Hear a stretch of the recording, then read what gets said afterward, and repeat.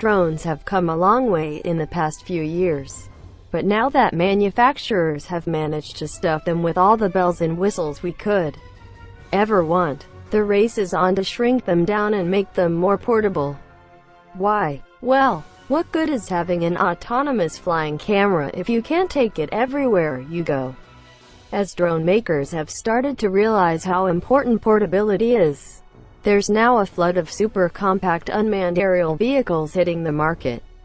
So, to dip our toes in this burgeoning category of ultra-portable drones, we got our hands on Yuneec's new Breeze drone to see how it compares to the rest of the pack. As you might have guessed from the name, the Breeze is the smaller, lighter brother of Yuneec's more heavy-duty Typhoon drones. But don't let its diminutive stature fool you, this little drone has a lot going on under the hood. Despite being a bit less powerful, the Breeze has a lot of the same features you'll find on its bigger, more expensive brethren. Arguably the most important feature is the drone's camera. Breeze can shoot in 4K at 30 frames per second, take 13 megapixel still shots, and even beam live video back to your smartphone in the process, allowing you to see what the drone sees in real time.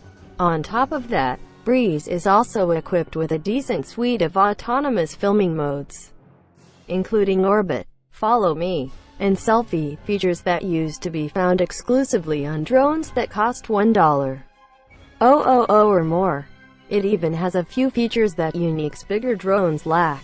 In addition to a super portable design, Breeze also boasts an indoor positioning system, which helps it fly and maintain stability when flying indoors with limited GPS connectivity.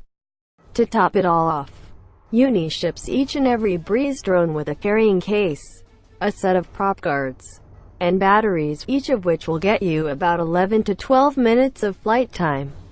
Not bad for a $500 drone. When you first pull it out of the box, the Breeze doesn't feel particularly durable. It's made almost entirely out of plastic, which most drones are, to be fair, but this plastic admittedly feels a bit brittle.